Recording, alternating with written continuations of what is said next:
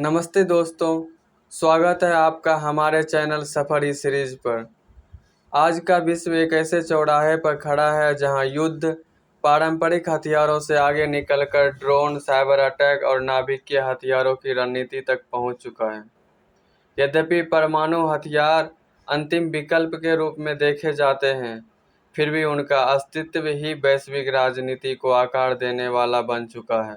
परमाणु हथियार और युद्ध में उनकी भूमिका, क्या ये वाकई हमें सुरक्षित रखते हैं या सिर्फ एक खतरा है? सोचिए, भारत और पाकिस्तान दोनों परमाणु शक्ति संपन्न देश है। जब भी उनके बीच तनाव बढ़ता है, हम सब सोचते हैं कि कहीं बात परमाणु युद्ध तक ना पहुंच जाए। लेकिन आपने देखा होगा, जब भी कोई बड़ा टकराव होता है, जैसे बालाकोट एयर स्ट्राइक और अभी हाल के पहलगाम अटैक के बाद जो प्रतिक्रियाएं भारत के तरफ से दी गई, उसके बाद के का जो हवाई संघर्ष है, ये देश अपनी ड्रोन और मिसाइलों का इस्तेमाल करते हैं। आसान शब्दों में कहे तो अपनी पीठ पर परमाणु हथियार बांधकर दोनों डंडे से लड़ते हैं। ऐसा क्यों है? क्योंकि परमाणु हथियार एक अदृश्य लक्ष्मण रेखा खींच देते हैं। कोई भी देश उस रेखा को पार करने का जोखिम नहीं उठाना चाहता, क्योंकि इसका मतलब होगा परस्पर सुनिश्चित विनाश, MAD। यानी अगर आप मुझे मिटाओगे तो मैं आपको भी मिटा दूंगा। ये भय का संतुलन है। लेकिन क्या ये हमेशा काम करता है? एक उदाहरण के रूप में रूस और यूक्रेन का मामला ले तो रूस एक बड़ी परमाणु शक्ति है, यूक्रेन के पास नहीं। फिर भी रूस ने यूक्रेन को परमाणु हथियारों से खत्म नहीं किया। क्यों?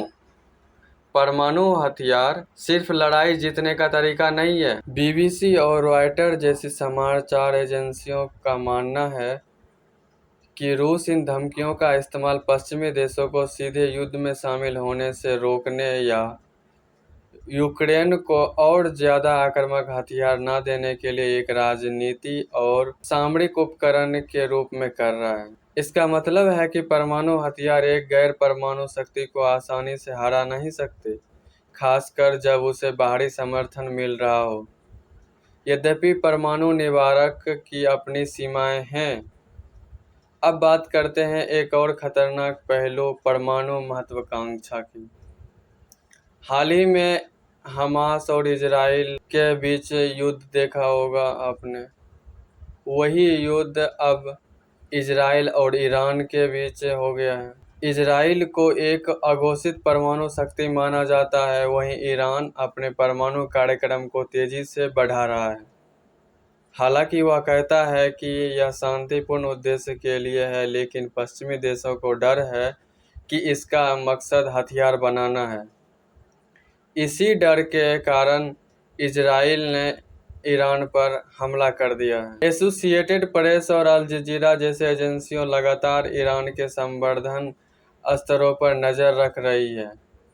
यहाँ परमाणु निवारक काम नहीं कर रहा, बल्कि परमाणु हथियार हासिल करने की दौड़ ही क्षेत्रीय अस्थिरता का कारण बन रही है। अगर एक देश परमाणु हथियार बनाता है तो दूसरा भी बनाने की कोशिश करेगा, और यह एक खतरनाक। तो परमाणु हथियारों का भविष्य क्या है?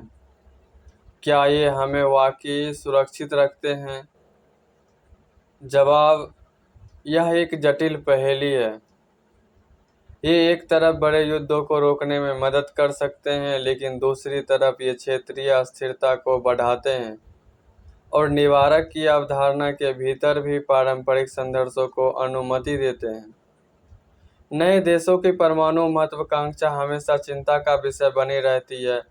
आज वैश्वीकरण के कारण देश एक दूसरे से आर्थिक रूप से इतने जुड़े हुए हैं कि सीमित युद्ध के भी वैश्विक प्रभाव होते हैं। परमाणु हथियारों का उपयोग आर्थिक राजनीतिक आत्महत्या के समान होगा। अतः यह हथियार शांति को बनाए रखने की मजबूरी बन सकते हैं या बन चुके हैं। परमाणु हथियार अब हथियार कम नीति अधिक बन चुके हैं। भारत जैसे देश जहां संयम के साथ शक्ति को रखा गया है, वहां यह नीति अनुकरणीय है। लेकिन जिन क्षेत्रों में राजनीतिक अस्थिरता, कट्टरता और सैन्य सत्ता हावी है, जिसे उत्तर कोरिया, पाकिस्तान, ईरान वहाँ परमाणु हथियार अस्थायी संकट का कारण बन सकते हैं। हमें लगातार कूटनीति, अंतर्राष्ट्रीय सहयोग और परमाणु निरस्त्रीकरण की दिशा में काम करना होगा, तभी हम मानवता को इस परमाणु साये से बाहर निकाल पाएंगे। आपकी इस विषय पर क्या राय है, हमें कमेंट में बताएं। इस वीडियो को लाइक करें, अपने दोस्तों के साथ शेयर करें और हमारे चैनल को सब्सक्राइब भी जरूर करें।